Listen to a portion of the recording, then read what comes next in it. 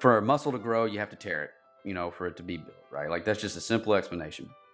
Mental toughness is by far one of my strong pillars, but I didn't develop it overnight. I mean, I gave people an example of I couldn't even run a mile because of my torn Achilles. In fact, I lacked a lot of mental toughness and had a lot of mental blocks because I identified with being an athlete so much. But it starts with commitment. If your 40-ounce cup is a 10-minute plank and that gets you the rep and you say, oh my God, this is I've never done anything like this before, that's our good starting baseline. There are things in your life that you think are impossible, they're not, like winning your wife back, because now we got you. Once you've accomplished and you've exceeded a threshold, and I just use a mile of bear crawls as an example, or 1,000 burpees or whatever, something that's just crazy, like someone said, that's just insane. Once we got you then. There's no bullshit excuses after that.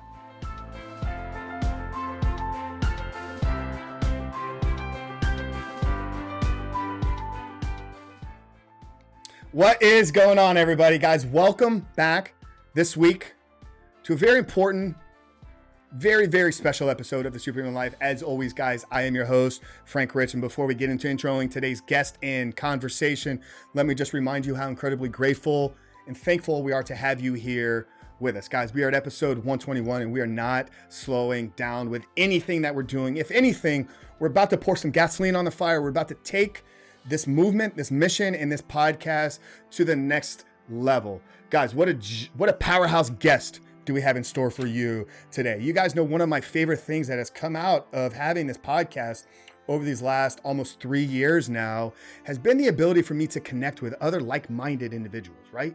Or even like mindset, like using what Riley Meek talked about way back in episode 60-ish sometimes when we had Riley on. But connecting with other men out there in the world that are creating real significant change, that are creating impact, and that are leading men to unlocking and finding their true greatness in this world. That's what we're all about here today. And guys, today's guest, that's what he's all about. So joining me today on the Superhuman Life is none other than Cole Rodgers. Cole is the founder and CEO of School of Man, which is a revolutionary training company to help men find their why. Cole's a lifestyle entrepreneur and successful businessman, and he knows what it takes to develop a 7-figure business from scratch, drive sales, run teams, and be a movement maker. Now, Cole's also an accomplished endurance athlete, graduating from schools and events such as SEAL Fit Kokora, which is a 50-plus hour event modeled after the Navy SEAL Hell Week, which we share a really pivotal story from one of these events that he went to. He's also completed SEAL Fit 20X, which is a 14-hour intensive. He's ran a 90-mile triathlon.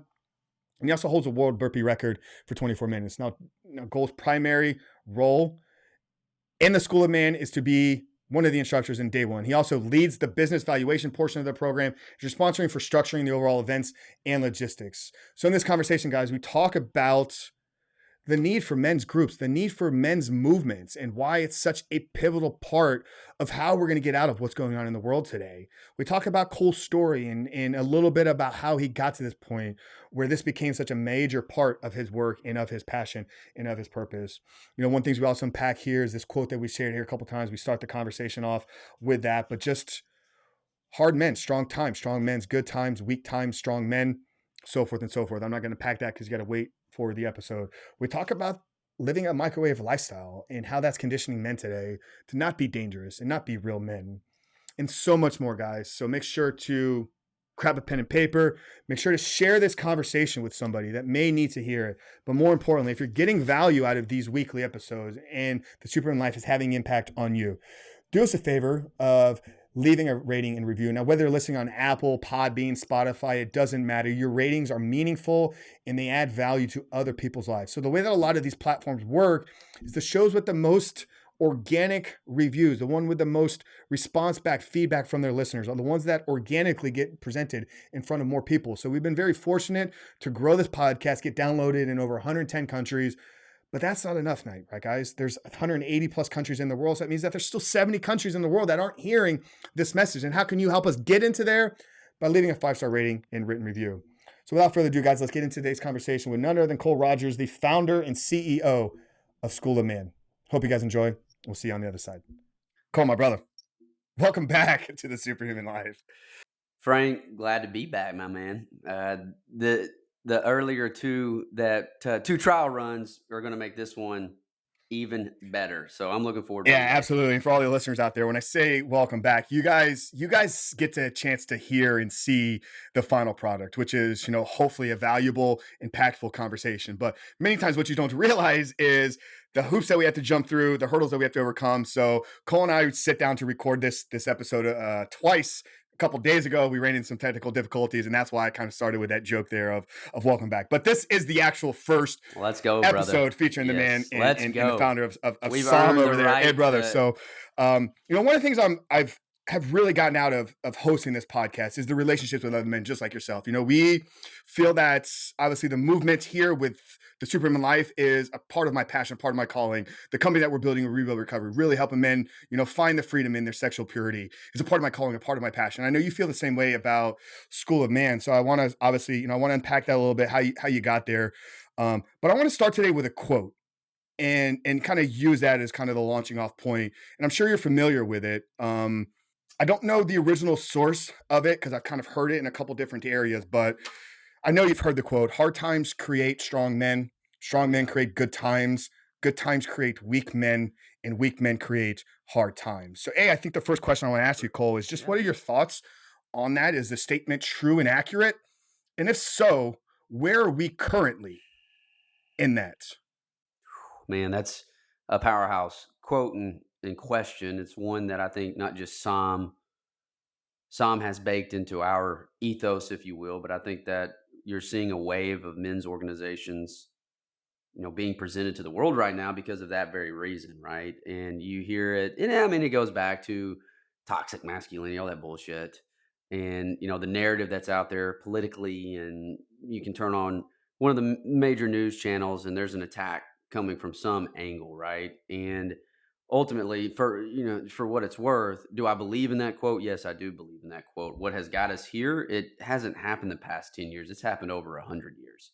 I mean, it just, things that have gotten us to where we are today is because we've been asleep at the wheel as men. And I'm not saying that you have to go and be on the range tactically every single day or be a black belt in jiu-jitsu or anything like that. I mean, those definitely help from a skill set perspective. But where we are now is early, and we talked about this. We're in a very interesting time, and I believe it's the Renaissance period. We're on the very beginning of it, and we have allowed it to happen. Plain and simple. You got to take extreme ownership. You got to look yourself in the mirror, and it's because it's really easy just to focus on you and focus on what's going on at your address, your house, versus looking at the bigger picture. So there's a multitude of I would say Frank, there's just a multitude of things going on in our world today to where you know, men are so afraid to say what they actually believe, or stand up for what they actually believe in. So therefore that they conform to whatever circle that they might be. Political, might be divisive over the vaccine. It could be about critical race theory. I don't know, just take a host of issues, and he could talk big talk behind closed doors. But when he goes out, opens that door, he's a totally different person because he doesn't have a backbone, right? And you're starting to look, you go into a Starbucks, go into anywhere, and you look at a man who doesn't take care of his health from behind, right? He's ordering a cup of coffee, and this isn't me throwing a stone here, brother, but this is just me telling the truth. He's not a dangerous man. I just call it how I see it. We talked about that earlier. And that just really goes back to years and years and years of us being hit with different narratives and buying into the false narratives and going to this everybody wins a trophy bullshit. And that has got us to where we are in present time. But the good news is the ship's turning, and it's going to be a very slow turn. And you're going to see some groups that want to profit off of that turn, and they're really not producing lasting results. It's more of a boot camp, kick your face in type of mentality. Whereas men, you can't microwave success because we're more lonely than we've ever been. Statistics are showing that. Statistics are showing men are becoming more and more and more lonely as we age, right? And we get into that mindset of I remember when, and we get into this box lifestyle that Kanye has famously talked about and rapped about, etc. So we're turning the ship. There's a collective group of us that are doing the right way, and I believe in God. I believe in Christ. Men's groups, sometimes the church has hurt men's organizations more than they've actually helped, and that is the truth. I'm not saying that all, they're just not equipped to answer the big question of what's next. Right? We need a mission, we need adventure, we need to pursue our wives, etc. All the things that John Eldred has talked about in Wild at Heart. I mean, and I'm a big believer in that, and that's a part of our model in Psalm, if you will, is that you don't want a guy to come into an organization or a group just for a couple of days and he's just looking for a reboot, because he's bringing in a host of other, I would say, like attributes, like the code behind the app that he's needing to work on long term. And you can't microwave being reborn as a man. You just can't do it. I've not seen it work. It's not going to happen. And I mean, think about it this way too, Frank. And as great as Amazon Prime might be, because you can get something delivered at your doorstep the next day, we have been tricked and fooled into, and we've allowed it to happen as men, that we could hit a button, the Amazon Prime button, and a new life is going to show up at our doorstep the next morning. It's always going to go back to work. It's always going to go back to the process. It's always going to go back to trusting that process. And anything that is earned in 2 days or 3 days or whatever the hell you want to look at it as, you really haven't earned shit, because you've not been pushed and tested like you should be as a man. And that's, again, that's just the way I look at it when I hear that. Yeah, that's great, man. And agree 100% with everything that you shared. You gave us so many talking points to really, pick apart here, over the next hour. I have to say, I agree with you, on the church side, kind of bringing in, the work that we're doing here outside of the podcast with building, rebuild, recover. It's funny you talked about, being reborn as a man. There's deep meaning and significance in our company, Rebuilt Recovery, and the logo behind it. So it's a phoenix with a lion's head, and obviously the phoenix is the symbol of death and resurrection. And kind of the way that I kind of articulate this is these men come into our world, struggling and suffering. So we need to die to their current self, and then we unleash them back out into the world as a lion, as somebody that's ready to claim and take stake over what is theirs in this world. So once again, I think that we're just so parallel in what we're talking about, what we're doing here. Well, I mean, we're so parallel, Frank, that it takes a man in our world 2.5 years to earn our official insignia called the Phoenix. So, and we just had an event 2 weeks ago called Rebirth 2.0. And Rebirth 2.0 is a 3-day event. It's incredible. Families come across the country to see these men officially earn their Phoenix, because it's all about the process. And, when you get it, I go back to like how Psalm was built early on for me. All right.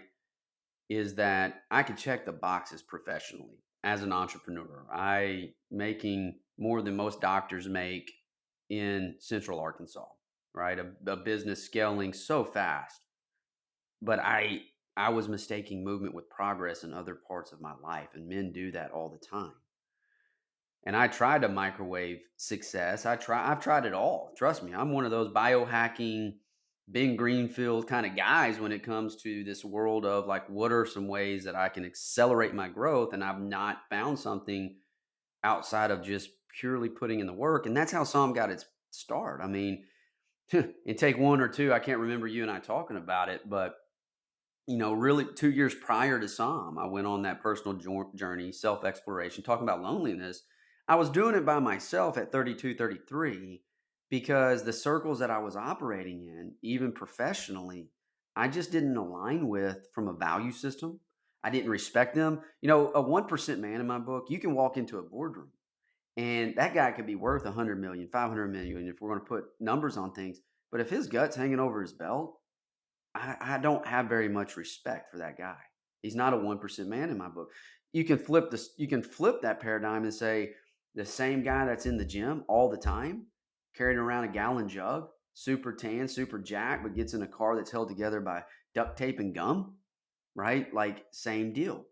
So the point I'm trying to make is on that, it's like the process, as you were talking with your organization, is so powerful and vital to the long-term trajectory of a man. And that's how Psalm got its start. Is basically I was disenfranchised with the movements out there that were, that promise rebirth in 2 or 3 days. It's just bullshit. And then It is, and I set out on a quest because at Kokoro, when Kirk died, as I was going through my own personal exploration journey, I was doing it by myself because my social circles I didn't identify with anymore.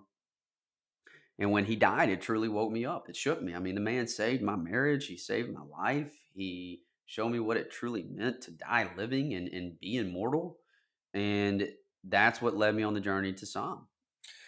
I love that, and you used a word at the beginning of this conversation. You said we're in the beginning of a renaissance, and then you just kind of talked about this one dimensional type of man, right? The executive, the CEO that like his identity is wrapped up in his net worth. He's a CEO of X company, and he's worth $100 million, whatever that number is, and that's all the value that he brings to the world. You talked about the gut, and like I have zero respect for that man. Is he doing great things in the world? 100%, but he's falling short. Then you talked about the other one dimensional man, and this was me for a very long time. I was a bodybuilder. My identity was wrapped up in how people saw me from a physical perspective, and I think like people, they look at Renaissance men almost as like it's something that is special and it's something that is like unattainable. And Renaissance men are obviously people that succeed in multiple avenues. You have your creative athlete kind of guy that is, family man. That's what I think about. And I think that all men are meant to be true Renaissance men. Like, so I agree. any Yeah, I thoughts agree with you there? on that, Frank. And I think, yeah, well, here's some thoughts to add to that.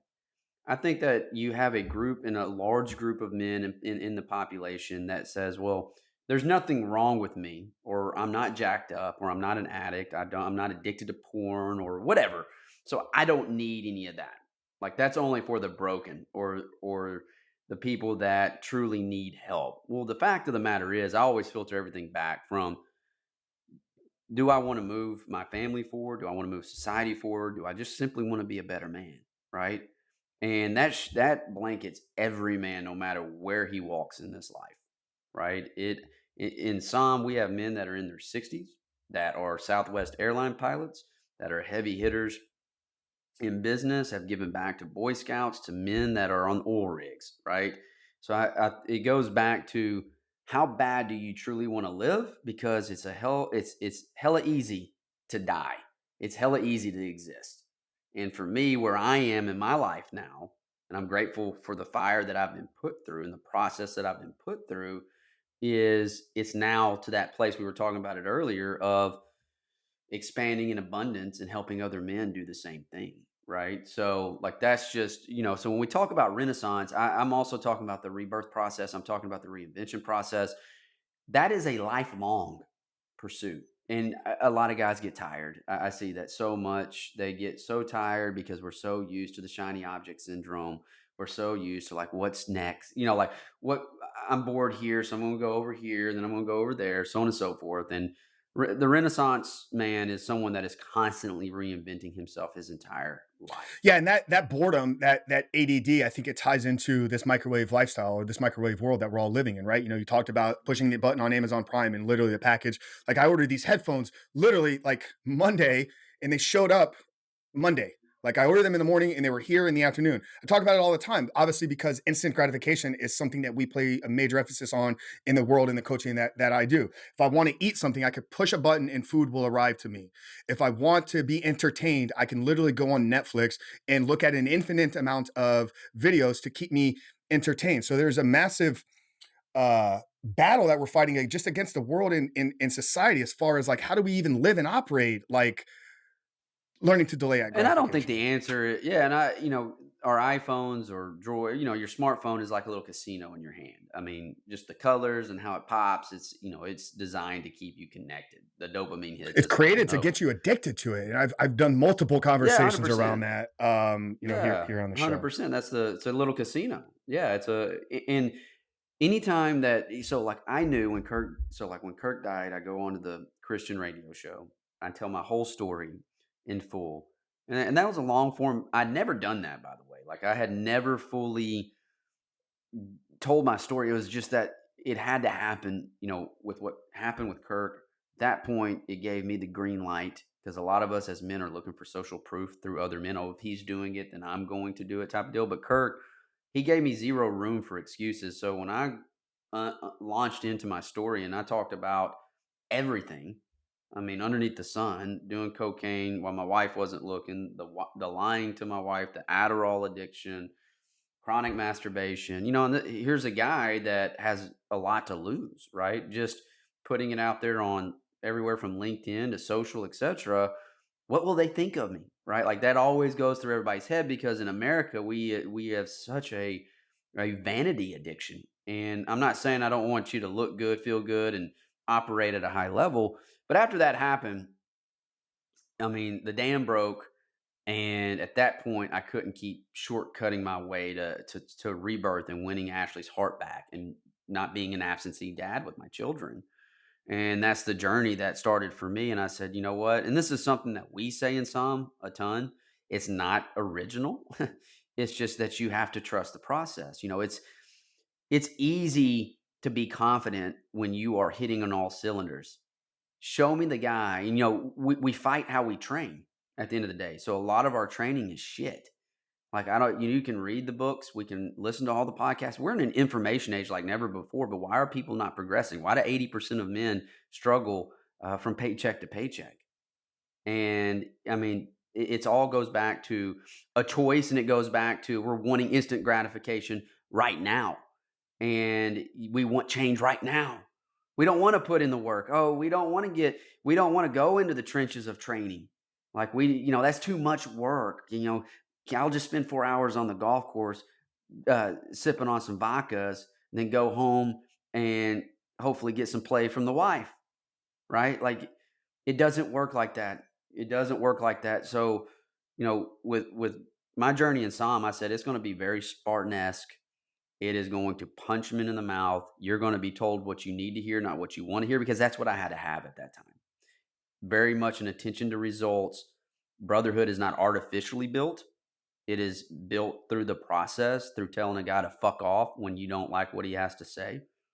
But you have that mutual respect. And that's what I love more about anything in our ethos is taking a group of men that don't know each other and then turning them into an elite fighting unit, because again, we fight how we train. And that just goes back to our process. But hell, it took me 5 years to earn my Phoenix and Psalm. I would not take something that was entitled to me. Like it'd been really easy to say, okay, guys, I'm the founder. I've went through crucibles. I went and did this, that, and the other. Give me my Phoenix. No, I went through the process. Until I was ready to earn that Phoenix, until my wife's heart was fully won, and it will always have to be one, then I wasn't going to let anybody hand me a Phoenix until I felt it was truly earned. So I want to talk about trusting the process, right? Because obviously that's a big part of what you just shared there. So how do you guys get buy-in early on? Obviously somebody that has, succeeded, in bodybuilding, like you don't get on stage without understanding there's going to be an element of trusting the process. At the beginning of a prep, you say, okay, I'm going to hire this coach and I'm trusting that he's going to follow and lead, or he's going to lead me. I'll follow where he needs me to go. Same thing in building a business, right? Like there's elements. I don't know if you have coaching and mentorship that you've kind of helped you in the early stages, but definitely helped me, right? Like having other people kind of lay the groundwork. So I think saying trusting the process, very easy to do, right? Actually trusting the process, if you've never seen it lay out in your life, right? And that's the men that we're speaking to right now, is the men that are maybe caught up in the mediocrity. Maybe their, the relationship isn't going the way that they truly know that it's supposed to go. Maybe they're struggling with some compulsive behaviors. So they've tried before and the process hasn't worked for them. So how do you guys to get to change his belief system as far as trusting the process? Is there something that you guys have buy-in, or Great question. let's unpack that. Yeah, great question. Yeah, man. So how Psalm is built, there are multiple layers, but the easiest way to explain it, like I said, is it's built off like how jiu-jitsu is built. So there is a first phase, there's a second phase, there's a third phase, there's a fourth phase. Each one of those phases are 6 months. Now, it'd be really easy for us to come out with an event that would cost you $5,000, $10,000, $15,000 and go down that route. We have never chosen to do that, right? Other groups do that, and that's perfectly fine. And you produce results. I've been through Kokoro. Like that was what I went for, and I'm grateful for it because it helped launch me into Psalm. So that first portion, really those first 90 days, first of all, if you're showing up at our doorstep, regardless of your make, model, creed, I don't care. There's a reason. So we're going to test how deep that reason is right out the gate. We are big believers in the integral theory model that the physical leads to the mental, emotional, intuitional, and then, of course, the spiritual, right? That's not woo-woo hippie shit. That is just the truth. But what we will do, because it could be a guy has let himself go physically, so he's needing us to help him rebuild himself with health and vitality. But we use that pillar to tap into what he is really here for. And through that process, you get to see a man's commitment to his why. Because when we get you to that place and say, okay, you've got 1,000 burpees to do, and you say, holy shit, why am I doing this? This is stupid. This sucks. And we completely break your jaw time and time again. Our instructors do it. It's life coaching on steroids. You're going to see through that process where that man needs to grow the most and help him focus there. At the end of those phases comes a 12-hour crucible, a 24-hour crucible, a 55-hour crucible, right? And it weeds guys out. We don't actively push men out, right? It's kind of similar to military. You can have big army, then you got special forces, and you got Delta Force, right? That is really what our model is built off of. And that process tells us, just like this last group that went through that, and there's no graduations in some. There's no finish lines. There are only starting lines. I think the graduation mindset creates a past victory mindset for a lot of men. And you get over time to see like a Louis Petit, phenomenal, went through a divorce, single dad, 3 boys, just really battled self-sabotage. Incredible restaurateur, but just getting him to be consistent through this time frame was the key to helping him rebuild his confidence, and not artificially. So, it's the shared suffering, the shared adversity, no matter where you are, no matter what zip code you're in, that's going to give us the telltale signs. And we're not going to just give it to you on a silver platter. We're not going to give you an inch. You came to us for a reason, and we're going to test that reason. And some guys say, this isn't for me. And that's okay. I mean, it's quite all right. That's the organization that we run. So again, it's a crawl, walk, run type of process, Frank. Got it. But what it sounds like is you guys early on from the beginning, you get them anchoring the process to their why. So can you maybe walk us through a little bit of your process because right, like why are you joining Some? Because I want to be a better man. That's not a why. Why do you want to, get closer to your relationship? So I have a better marriage. Not a deep enough why in my opinion to really anchor something that you're gonna have to truly commit to. No, so do you guys have a process that you walk people through? We do. Yeah, so we do. Like it's SOM is a life coaching program on steroids, for lack of a better term. I mean, we are an attention to results. Whenever you have a dysfunctional team, it's because there's an absence of trust and there's no vulnerability. So that's for anybody that's listening, that's running teams in your business, your family's a team, etc. So how do you take guys that have no clue who each other are? Someone could come from a place of like, I've got a lot to lose by talking about my shit. First and foremost, everybody has to sign a non-disclosure agreement before entering into SOM. But second, it goes back to the number one question that I find to have the most impact is not what's your why. That's gotten overused, in my opinion. And we're driven to have surface level conversations. We are. But the minute that you ask, okay, tell me some wounds on your heart that you haven't ripped the Band-Aid off of. Before you can pass go, you have to answer that question. And if you can't answer that question, that's okay. We're just going to smoke your team, and you're going to watch. Because our actions have a consequence, positive or negative, and it's always going to impact those closest around us, right? And we don't do shaming or any of that type of stuff. But right out the gate, I mean, when a guy comes to us, and we have guys coming to us every day just like you do, right? It's always going to be a one-on-one conversation first with one of our key ambassadors, key coaches who have been through the process and have been through our training. They'll go through our domain assessment. So that'll let us know if they're using a shotgun approach or a rifle approach. And our job is to help a man use a rifle approach so he is drilling targets 1,000 yards out, and they're the right targets. The next piece of that is we're going to see where he is physically. We have markers and benchmarks that they have to complete in order for them to move on into the organization. And then the third aspect of it is, Frank, is that it's easier than what people think. Once you get one man that has the balls and the confidence to come out and really tell his story, and tell it in full, and you've seen this, I know you've seen this, we're looking for that social proof. We're looking for that domino to tip over to give us the permission to do the same thing. So between all of our curriculums and lessons plan, which are constantly being tweaked, just like the iPhones are, it is meeting a man where he is, but putting him through the fire and constantly doing that to get him to where he is fatigued mentally and emotionally. Because as the old quote goes, when a man's beaten, broken, and he has nowhere else to go, that's when he's ready to learn. And that's exactly, how our model starts off. And then it continues to progress in intensity emotionally, spiritually, and physically. So that's where over time that shared suffering and adversity really comes to be a very powerful tool, because you get to that place where trust is built, and I'm going to tell Frank what he needs to hear, not what he wants to hear. And you get really Jedi Knight skills in being able to read one another, and even from a nonverbal, emotional intelligence, social intelligence aspect, you start understanding, dude, don't give me this, how you doing? That's the number one question. How you doing? I'm doing good. No, fuck you. Bullshit. Tell me how you're really doing. Right? Because your face is telling me otherwise. Your face is looking pissed off. There looks like there's a storm inside of you. So either you talk about it or we're not moving on to the next level.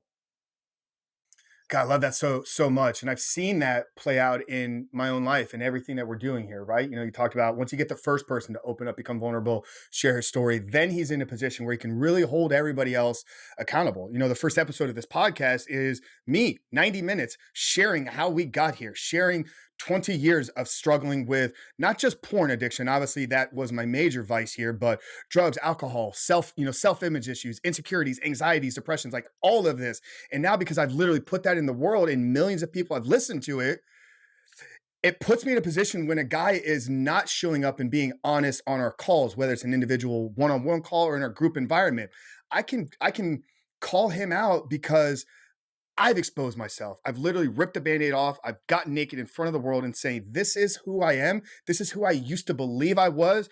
This is who God has created me to be. And this is why I'm here to help you and serve you here today. So love all of that. Who are the men that are coming to Psalm? I'm assuming at this point, knowing what I know about you as far as like a business mind, as far as like, I know you probably look a lot at data and obviously building a business. Like, you need to be clear on who it is that you're talking to. So did you guys have an idea in the beginning of launching it of who it was going to be for? How has that played out in actually the success that you've had? You know how this works. Man. Birds of a feather flock together. So in the beginning, because of where I was with my circles, I attracted people who were like me. Psalm was started grassroots. It wasn't started like, hey, let's get this business plan. Basically, what I saw, Frank, was I was invited to go to a men's group. I told my story in full, just like what you said. And it was associated with the church. They looked at me after I told the whole story, raw and the real, and they went right back to their Bible. And it pissed me off. And I'm not saying that's how it is across the board. So I don't want to paint a broad brush there. And that's the journey that I set out on. And I basically looked at one man. I had purchased a CrossFit gym earlier in that year because I said, if I'm perfectly flawed, perfectly screwed up, I know there are other businessmen like me. I know there are other hard hitters, leaders, etc., whatever label you want to put. I'm going to coach them through fitness. And that is the best teacher that I've been able to learn. Fitness, meditation, journaling. They're going to have homework. They're going to do all these things, and I ended up being able to get some clients in the beginning. But fast forward, how Psalm was going is, like I said, when Kirk died, it woke me up big time. And then Ashley was done with me, strike three. When I started coaching Adam Pratt, one guy out of that CrossFit gym, and that's where I was going with that story. And we were meditating in the middle of my 18,000 square foot CrossFit gym mat while classes were going on, basically practicing the subtle art of not giving a fuck. Because I got to see all the insecurities of that CrossFit community, like guys hiding behind barbells, not talking about the shit that needs to be talked about, yada, yada, yada. And then all of a sudden, it became grassroots. Another guy comes to me and says, hey, I want in on that. Like, what the hell are y'all doing today? You're bear crawling for a mile? Why? I was like, just join us. And then another guy comes in. And I'll never forget John Kennan, and I cut it off at 9 because I'm a very big believer in maximizing those small group teams, because you're going to be able to get the most out of it from a growth perspective. So that's when John Kennan says, you know what, I really don't need this. And my question back to him was, because very successful guy and still involved. I said, well, are you razor sharp? Are you are you the very best John Kennan that's out there? And he looked at me and said, you got me. No. I said, so come along for the ride. So basically, we had guys that came in, everybody came in from an athlete background, number one. The average age of a man in SOM was 41. That's trended down now. And every one of these men, they come from a background of very much a goal-oriented mindset. They like to have a mission to chase, right? And then we're all coming from it from like, this is truly my reason. I mean, whether it be porn addiction, whether it be just wanted to be razor sharp, whether it be that you're plateauing in your life and complacency is killing you, right? So that's how Psalm got its start. And of course, over the past 5 years, it's evolved. And I have been very strategic along with my fellow leaders of building it out the right way and not outpacing or outscaling it so that we lose the essence of what we've all worked hard for. When you craft an ethos from scratch, and it's one of those things that I would love to recite on this podcast at the end, because it will resonate with all your entire audience. And when you hand draw your phoenix, and when this is getting tattooed on men's bodies, you better handle with care is all I'm saying. Hopefully that answers your question. But the men that get attracted to Psalm are the men that are looking just for more out of life, want to put a dent in the universe, and they have the mindset that they want to grow to coach Elon Musk. They don't give a damn if he's worth 220 billion. There's something Elon Musk can take away. So that's the type of frequency we want our men operating at. And they are truly have an affinity for what we do. And this is a big part of why God put them on the earth. So man, I could go on and just give you example and story after story, but that's what I've seen over the past 5 years. And the best indicator, Frank, is no one leaves. I mean, we're very big on retaining our best talent and our best men. For sure. Yeah, I love that. And we've let men go. Yeah. It's like you don't need the members. You don't need the men of Psalm. They need you more than anything. And that's well, we're not. It's a business. Don't get me wrong. Like, it is definitely a business. I think if Mother Teresa had $1 million or $2 million, think about the impact she could have had. Let's just, meaning like on that side of the street, like it's it's a vehicle that's going to last for over 100 years. That's where our mind is. We're not looking at it from 5 years or 2 years or 10 years. And my big goal, my big dream is for this to be spoke in every language. We got 3.7 billion people, men in this world. And I have a dream to employ men that feel like they've never worked a day in their life. And so that just takes us all rowing in the same direction. But at the same time, because we're not looking to microwave the process, it just continues to grow organically the right way. Yeah, I love that. And just looking forward to, this is just the beginning of what I feel is going to be a strong relationship with the two of us here. I want to make a slight pivot. I want to make a slight pivot here. We talked about it at the beginning. Like we took a couple attempts at this the other day and we failed. So we've had conversations that I think are resurfacing today that happened a couple days ago. So I want, if you're open to it, you've mentioned his name a couple times. You mentioned dying at your feet. Would you mind sharing that story of Kurt and kind of where you were in life and the impact that had on you? Because I know that it's going to be so profound for the men out there and just waking some of them up, right? And I think that's what we all need, is we all need that wake up call. And I think that came for you in your life there. Mine came in a very pivotal moment in my life. So yeah, do you mind, maybe sharing a bit about what was going on in your life at that time, how you landed there? Because go ahead. Yeah, man, I would love to Frank, because the one thing we should all be chasing is immortality in the right way. All right. And what do you mean by that? Every hashtag. No, not at all. Not at all. I mean, one thing I preach all the time is chase immortality, or die an immortal, right? We still talk about King Leonidas. The hell, a movie was made about King Leonidas. And that's a good point on, and I'll get into the story about Kirk.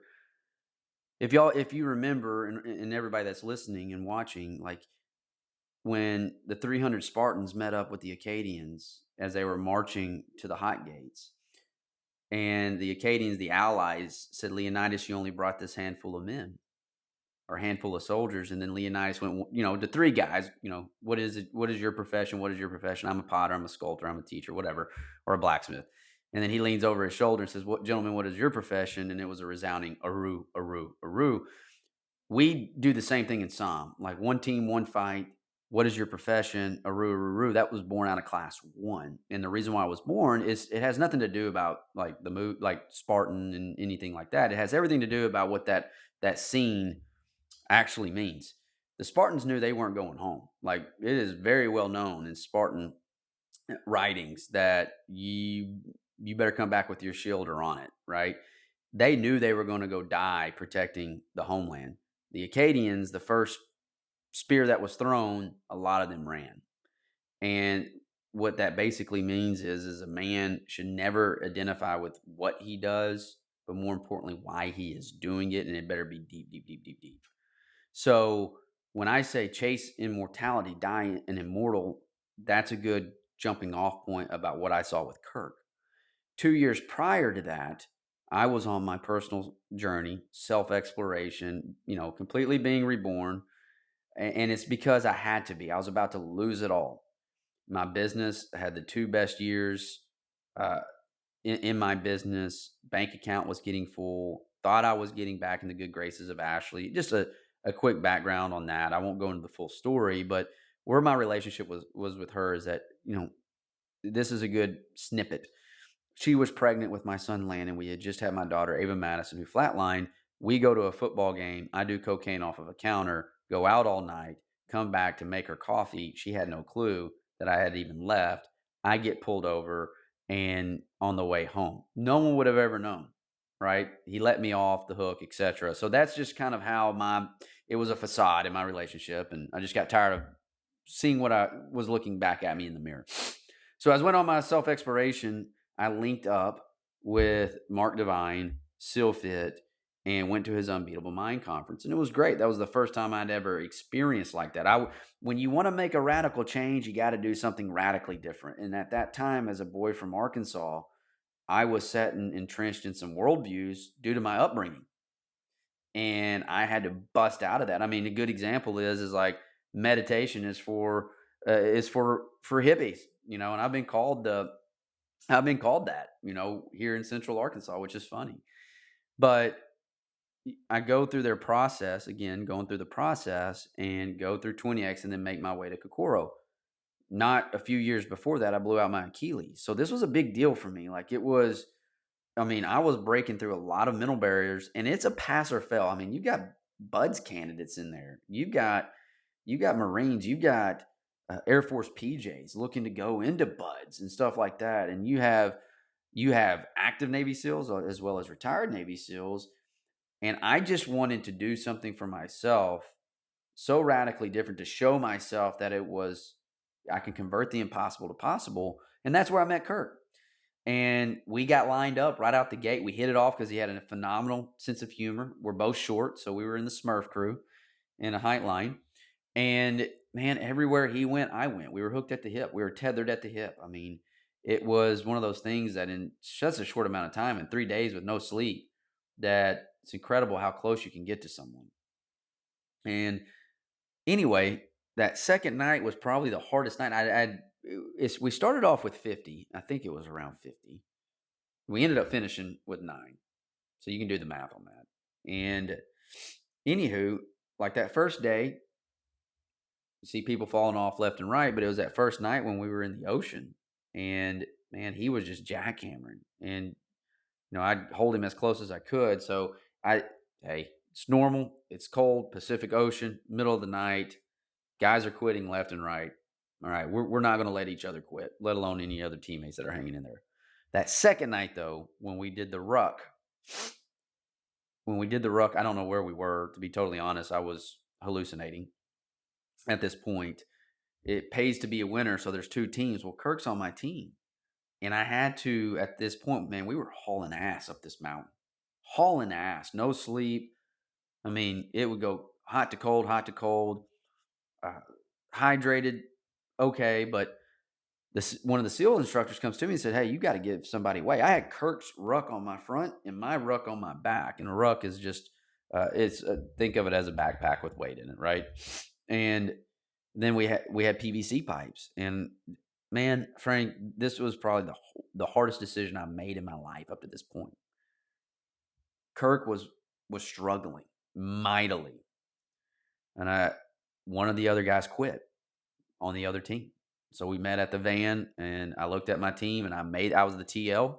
I made that decision. I said, Kirk, we're going to give you up over here. It still sticks with me to this day because I was looking out for the welfare of my team, and that's a hard decision to make in the moment. We end up winning. We get to the top, and the SEAL comes to me, and I can see his face, and he leans down and he said, "Why'd you give your teammate up? He was trying to fuck with me." And I started crying. Now, granted, I was exhausted, and we hadn't been up, but I'm not ashamed. Like every man should cry. And I was crying, and I just was crying in the dirt. And I remember my face being covered in dirt and sweat and all that. And I said, "Man, I can't remember his name." I said it was the hardest decision because that's my boy, and I'm such a team guy. Like that's just who I am. I started figuring that out more during Kokoro. When we come back down, it was a race back down. You got put in a stretcher, you come up with a rotation, etc. And we just had a good game plan. We executed on our game plan, end up winning again, but Kirk ended up having a seizure and defecating himself on the way down. I clean him up. Teammates clean him up. We get back to where we were going. This is the third day, and I'll never forget while we were laying there, and they had us in a kind of a shavasana pose. I mean, just you fall asleep easily, right? And that's where they look at in the SEAL teams, like basically day 3. Like once you make it upon this part, then your chance of success is very, very high of completing the week. But he was making these noises, just like, just like breathing. And I was like, oh man, he just hit a deep REM sleep. He's good. All's going to be well. Well, they wake us up. I mean, yelling at us, screaming at us, of course, just infusing chaos. And we go over to the logs. We do log PT. And Kirk kept falling. They kept on pulling him out, right? Smurf crew is on the log. So when you're doing log PT, and I don't recommend, if you've never done it before, don't go and do it. You need training. You have to be in height line. You've got to be in your height line. And Kirk, of course, was in my boat crew. And man, we get secured, and he falls flat out at my feet. And that's, I mean, it's as to this day, he's the very fabric of Psalm. He earned a Phoenix last year, and he is someone we talk about heavily on the front end when a new guy comes into Psalm on how Psalm got its start. That's how much he means. That's how our Phoenix is drawn up, because his nickname is the Metal Forger, and I will never let his name. And that's what I'm saying, like chase immortality, die immortal. I carry his patch on my Go Ruck bag everywhere I go. He's big into Go Ruck, and every time I can get a chance to tell the story, I hope I do it justice, because a lot of people, after it all happened, like, well, he left 2 boys behind. It's really easy to go that route, and I can understand why some people do, but at the same time, that was his time. That plain and simple, like that was his time, and it's something that changed my life, my family's life, for the rest of the rest of the time we're together, and everybody else. And you got to think that set a ripple effect for me to launch Psalm, and the impact he has had on the generations that come through, all the men that walk through the halls of Psalm. Yeah, man, that's powerful, and I appreciate you for sharing. I didn't expect you to go into that much detail, but it's truly powerful to see the legacy continue to carry on, and how that all tied together with, the way you opened up that story with talking about the immortality, because I think that's the perfect example with, how Kurt has just a massive part of everything with Psalm now, the symbol, the significance of he has his own black shirt. name. Yeah, he has his own Phoenix. Powerful. He has man, he has changed the trajectory of my life, and there will be a day that he and I shake hands again. Amen, brother. Amen. Thank you. Really, I really appreciate that. Yeah. returning back to something that you said at the beginning here, you use this word, a dangerous man. You were describing this guy kind of standing in a Starbucks line ordering a frappe, frutte latte, or whatever whatever those drinks are called. You're like, there's no way that's a dangerous man. And I just want to maybe kind of get clarity on what you mean there, because I think a lot of people may potentially may hear that and they're like, Cole's telling people they need to go out in the world and they need to cause chaos and they need to be something that people are scared of. And I know that's not what you meant there, but can you kind of unpack a little bit about what you meant as far as a dangerous man and why men need to be dangerous in today's world? Yeah. It starts with knowing thyself. All right. So when I say that he's a dangerous man, that is like one of the greatest compliments I can give any man. And I'm not saying he's a jiu-jitsu stud or he's a stud on the gun or go create chaos or anything like that. Okay. First and foremost, he knows himself. He also is emotionally regulated because emotions will kill us. That's what I mean by being a dangerous man. Anger is a big deal with a lot of men these days, which is directly linked to depression. And the men that we teach in Psalm, that is one of the number one pillars, meaning the emotional regulation on how best to transfer energy from point A to point B. But first, you got to know yourself. And really where that came from was from Class 2 School of Man, Second Crucible. And we have a partnership here locally with the Green Beret, and he runs a tactical academy for all your elite teams that we've all come to know. And we were in the team room one night, and it was night one, and I'll never forget it. That Ryan Conti, I mean, these guys were toast, milk toast. And Rich looks at Ryan, and he just looks at him. And he said, "Are you happy?" And Ryan just flooded tears just come down. It's like, how many people ever ask you, "Are you happy?" And he goes on to explain his definition of a dangerous man. Now, he could go through that kill house with sim rounds and absolutely put one between all of our eyes like that, right? He has incredible stories, but what he told me that night, and all of us, is this: the most dangerous men that he knows, he's been around, been a part of, is that they know themselves extremely, extremely well, but they are emotionally regulated. That's what I mean when I say a dangerous man, right? That they're emotionally regulated. But, you expand upon that too, Frank. Like I use the Starbucks as an example. Like if a guy's not taking care of himself, he's not a dangerous man, right? I'm not scared of that dude, right? I'm not here to be a bully or make anybody fearful of me by any stretch. But you also know, and you and I can talk about this, when a man has true swagger, not artificial, and that man, he can operate that room, it's because he knows himself so damn well, and he's unapologetic for it. Very much so. And he has a stand, and he will not back down. He will, in fact, dig his boots in. He won't lose his backbone the minute someone presses him on it. So that's another part of being a dangerous man. So when I say that, that's the ultimate compliment. That's what we build, and that's what we create in Psalm.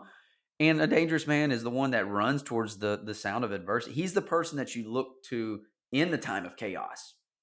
Not the guy that, honest to goodness, is going to collapse the minute shit hits the fan.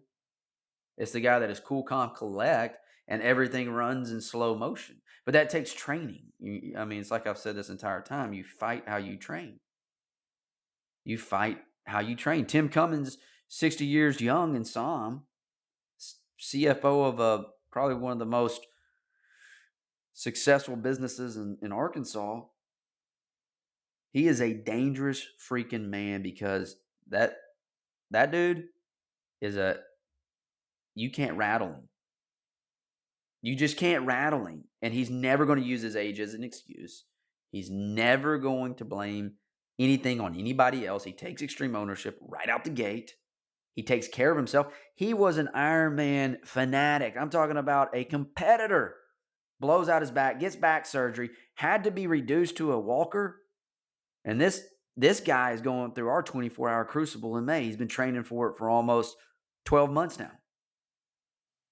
It's like he's the godfather of Psalm. That's what we call him. So that's what I mean by dangerous man. I know that's no, that's perfect. And no, it's exactly It's exactly where I thought you were gonna go, and that question wasn't Yeah. from me. Or a real Yeah, I man. think some of the, obviously a lot of the questions that I ask, like I'm trying to speak for the audience. I'm trying to speak for people that I believe are going to hear this. I agree 100%. Like Yeah. I'm a huge fan of Jordan Peterson. I'm not sure if you're familiar with his work. He's got this line like a good man Oh, is a yeah. danger. We're big Yeah, Jordan. good man is a dangerous man. Yeah. Somebody that understands his strengths, understands what he's capable of, but has the ability to And that's where that restrain comes it, from. right? Like I got a 600-pound deadlift on the books. I've squatted 565. I got a 500-pound bench press. Like if I wanted to, I could throw a lot of people around, but I'm not an angry person. Like I have that emotional regulation that you talked about. So the ability is there, but I restrain it. But it's needed should I have to call upon it. Should the world get to a hard time where we need strong men to step up. So tying it all Right. together here with kind of the way Kind of goes back to how we started off the episode exactly, with that quote. exactly. Man, that's it. Yeah, we're big Jordan Peterson group. So yeah, man, I'll just to put a bow on that one. Dangerous man can be a real man, and all I'm basically saying there is he knows who he is, and he is in control of where his life is going. Plain and simple. That's the best, easy, simplistic. He's not lighthearted. He's lion-hearted. Boom. Not lighthearted, that's lion. what I mean. God, that's a quote from. That's straight out of our ethos. Got it. Well, we're gonna get you to share that. We're gonna get you to share that at the end here. Yeah. I think the last thing I wanted to kind of get your thoughts on here is mental toughness, right? You've talked a lot about some of these endurance challenges. You guys have your 24-hour crucible. I think you even said there's a 50, 55-hour. You talked about bear crawling like a mile. It's not a physical. Yes, there's some physical. Challenges you have to overcome. A lot of that is mental though, right? So I'm curious, like what you do, being somebody that, holds a world record for burpees in 24 hours, going through these SEAL, trainings that you've gone through. Mental toughness is, I'm assuming, a major part of your life and obviously what you coach your men in doing. So how do men develop mental toughness and why is it such a necessary component to being a real man? I was asked this the other day and was asked it in different ways, like how is confidence built? Like anything else, and you and I come from the same kind of background when it comes to fitness. For a muscle to grow, you have to tear it, for it to be built, right? Like that's just a simple explanation. Mental toughness is by far one of my strong pillars, but I didn't develop it overnight. I mean, I gave people an example of I couldn't even run a mile because of my torn Achilles. In fact, I lacked a lot of mental toughness and had a lot of mental blocks because I identified with being an athlete so much. But it starts with commitment. I mean, that's just like anything else. It's committing oneself to put in the reps, and not getting so overwhelmed of like, oh, I'm going to go do an Ironman or I'm going to hold a plank for an hour, man. If your 40-ounce cup is a 10-minute plank and that gets you the rep and you say, oh my God, this is I've never done anything like this before. That's our good starting baseline, right? And I'm just using fitness as an example. Early on in my career, my business, I was told no over 16,000 times the first 4 years from 21 to 25. So that's another art form of mental toughness. 16,000 no's from a guy who is very fragile with his confidence and just wanted everybody else's validation. But for me, and especially in Psalm 2, when you get men that come to our doorstep, it's the number one key to help them unlock being blessed and unstoppable, showing them that there are ways to there are things in your life that you think are impossible. They're not, like winning your wife back, because now we got you. Once you've accomplished and you've exceeded a threshold, and I just use a mile of bear crawls as an example, or 1,000 burpees or whatever, something that's just crazy, like someone said, that's just insane. Once we got you, then there's no bullshit excuses after that. Right?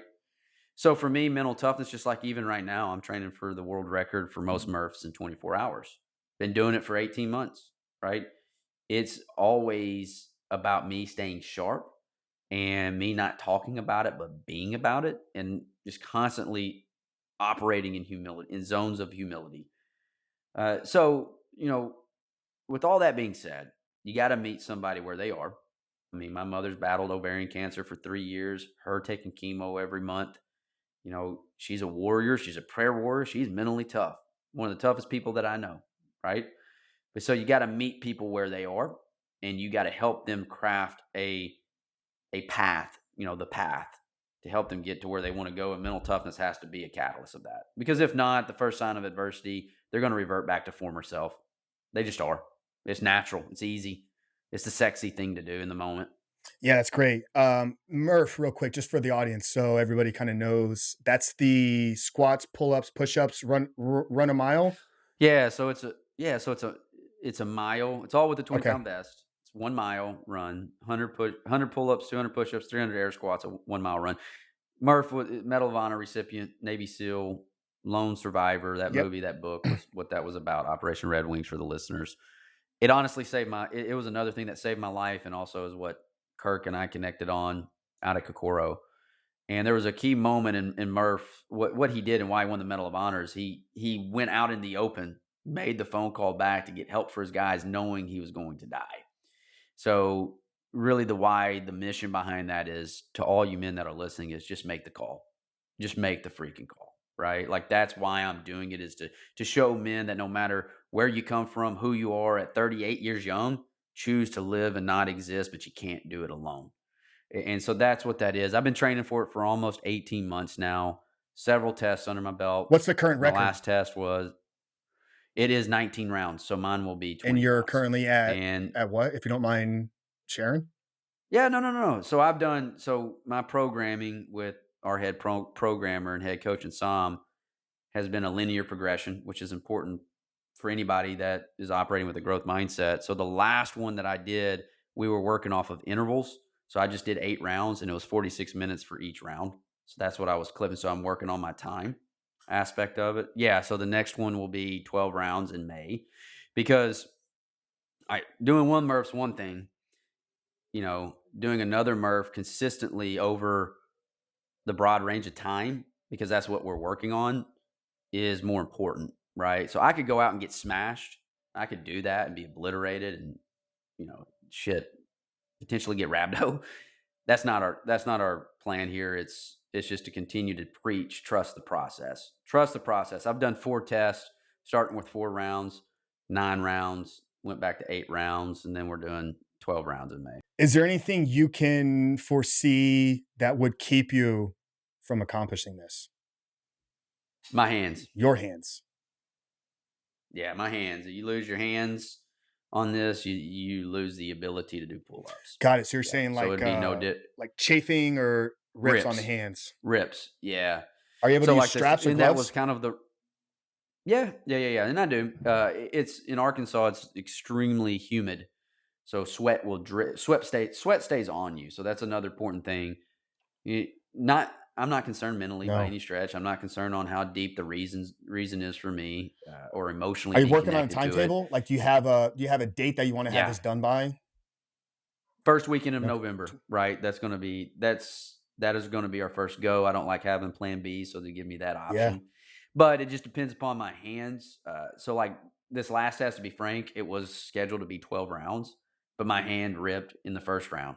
So when your hands rip, even if you tape them, even if your fueling's on point, it's no different than, for those that are listening, those that go on rucks, those that wear boots, and you get in and out of the ocean and your feet rip up. You lose your feet, just like if you lose your hands, it's going to be an uphill battle. Yeah, I've heard and I've seen I've seen the videos of Goggins' hands, and I've heard him talk about, when he broke the 24-hour pull-up record.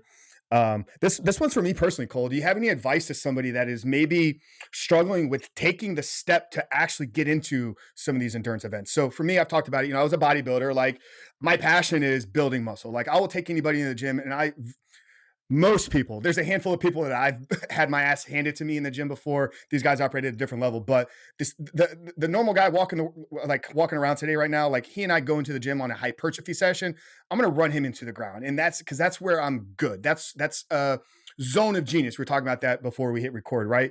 But I've had not a deep enough aspiration to do it yet, but like the call maybe I need to be challenging myself physically in an endurance style. But I think there's something operating subconsciously. I'm just being completely vulnerable here, like where I'm maybe scared. So I don't know if you have any words of just advice or encouragement to somebody that's like, just ready to take the plunge. Like, where does somebody start if they don't have any experience in endurance events? Yeah, sure. That's a great question. First and foremost, like, when you're the best in the room, you got to find a new room. Right. So just for everybody that's listening and for you and I just coaching each other, like anytime you find yourself to be the best in that room, start carving out a new room, build a new room, put people around you that you aspire to be like, right? There's nothing wrong with it because you're going to be able to provide that back into the equation. Second thing is, if you're scared of it, that means you got to do it. That's just how I operate my life on. We've all heard that, but very few actually run towards that. Where do you begin? Aim small, miss small. I mean, it's one of those things that you don't have to go run the marathon. You don't have to go do a triathlon or a go ruck event right out the gate, or the world's toughest mud, or whatever the number of endurance events are out there. You don't have to go do that. You can honestly start in your own home. So take something that you might think is impossible that you've never done, convert it back to possible, and get started that way, right? Because a lot of us aren't going to have the aspiration. I'm not saying become an ultra runner like Goggins, or how there's a lot of guys in SOM that are ultra runners. Like, that's not my speed either. I know that eventually I'm going to do one, right? But the one thing I've always learned, even when you get thrusted out of your rhythms, the easiest way to get back in your rhythms or get started is set the bar to a place where you're going to trip over it and create momentum, to give yourself those small victories instead of being so focused on, I'm going to do this, this, this, and this. Man, you just need to, just like anybody else, create some momentums and get some wins to feed the beast inside of you. Yeah, and I know all that, and I appreciate you coaching me there, Cole. Because I'm great in a lot of areas of my life, right? Like, I'm trying to grow the business, I'm trying to grow the podcast. So I put myself in rooms and into groups and into masterminds. I have coaches and people that are operating at much higher levels. For some reason, though, there's this safe container physically that I'm just keeping myself in. So I'm gonna have some self-talk here, and I'm gonna do some reflective meditating. Here's what I would recommend. We'll end on this, Frank, is that I would do an exchange. I would basically say, I'm going to kick your ass in the gym. I need you to kick my ass out here.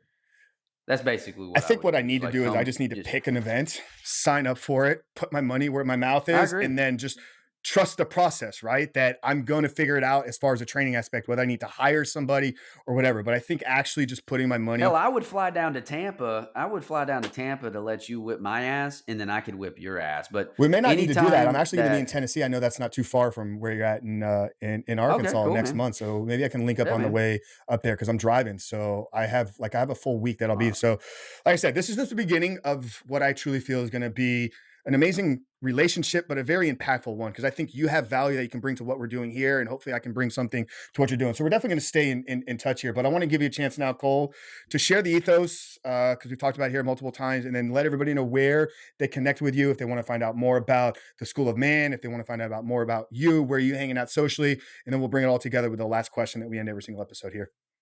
All right, man. I love it. All right. As a man, I will treat every day as it is my last. I will take on the everyday responsibilities as a man with a warrior mentality. I will not exist, I will live. I am loyal to myself, my family, my brothers, and my why, and I will give my all to bettering myself daily.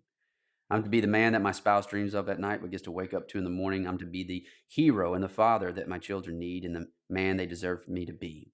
I am a fierce and special breed of brother to my team. I am never backing down when life throws its spears at me. Instead, I view the spears as an opportunity to grow and help others with. I have found my why. I'm grounded in my purpose. I'm not lighthearted. I am lion-hearted.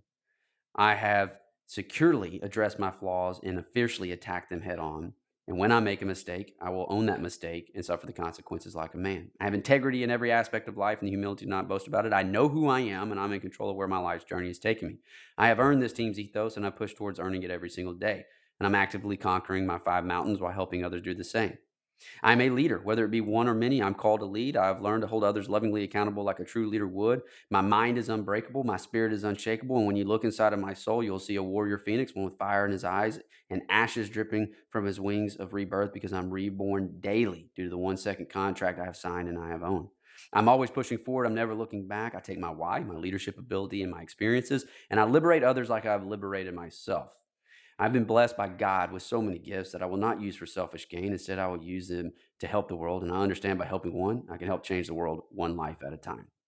So that's the SOM ethos. We crafted that in the early days, and it's something that courses through my veins. It's something that is a required, not memorization, but a part of your life once you're involved with SOM. But to find me, it's easy. You can find me hanging out on LinkedIn, on Instagram, on Facebook, Cole Rodgers. That's at Cole Rodgers. That's my sign there. And then School of Man is at the School of Man on all same platforms. The easiest way to get involved is go to schoolofman.live, take our battle guide challenge. That gives you 7 days of tactical training to help you use the rifle approach in life and quit using the shotgun approach. Pick up the book, schoolofmanbook.com, and of course, tune into our podcast as well. Yeah, I love that so much. Like you know that like it's the back of your hand, brother. That was truly remarkable because it's not like a couple sentences. That was a book that you just recited. Yeah, you're required in part of the process with us. You have to know it like the back of your hand, but you have to be able to unpack it.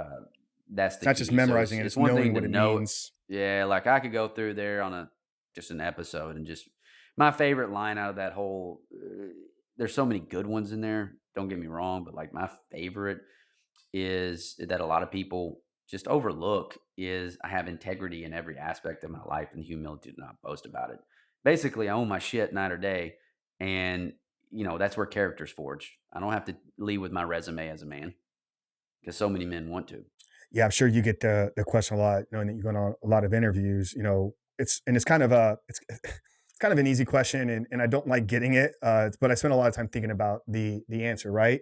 And it's, what does success mean? And for me, the definition of success has truly evolved and changed over years. Young Frank in his 20s, success would have been competing in bodybuilding, maybe even earning an IFBB pro card. 30-year-old Frank, success was making $1 million. 38-year-old Frank now, success is alignment. And when I talk about alignment, do the words that I say align with the thoughts that I think? And does that live out in the actions that I take? And for me, alignment is integrity. And it's not something I need to tell anybody about, because if I'm walking in alignment and I'm living with integrity, my actions are going to show exactly that. So I love that was your favorite part, because it's definitely something that jumped out to me there as well. So guys, we'll get all that information. I love your answer to that question.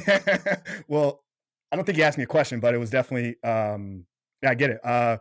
You asked yourself. Yeah, right. Yeah. Oh, well, what is success? No, you're right. So guys, we'll get all that dropped down there below. The School of Man podcast, the book, the website, anywhere to connect with Cole. So Cole, we like to end with the same question here. I used to set this question up, and I realized I'm actually taken away from the guest ability to answer it.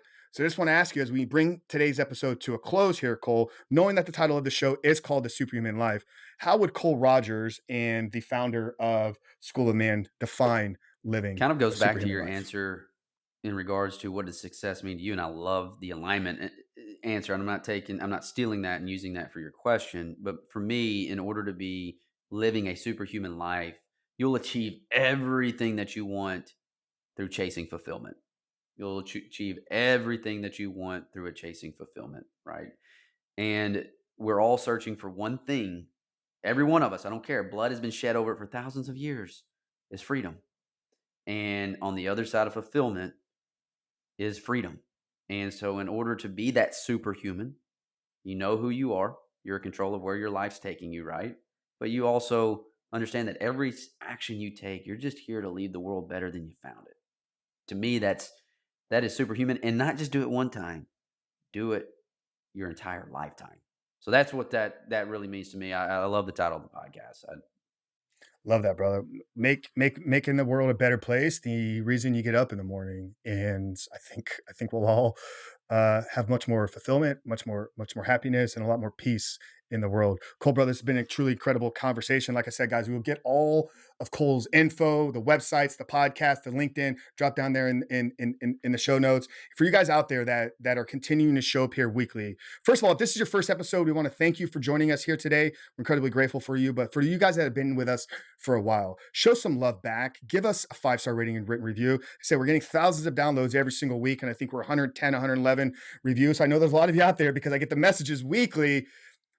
Do something for good. Do something of giving back in the world. So drop us a rating and review. But more importantly, if there's something that was shared here today that somebody in your life needs to hear, maybe they're struggling with some of these limiting beliefs. Maybe they're struggling with not knowing their place in the world. Do us the favor, but more importantly, do them the blessing by sharing this conversation with them. But for Cole Rodgers, the founder of School of Man, Frank Rich, host of the Superhuman Life, we love you guys, and we'll see you next week.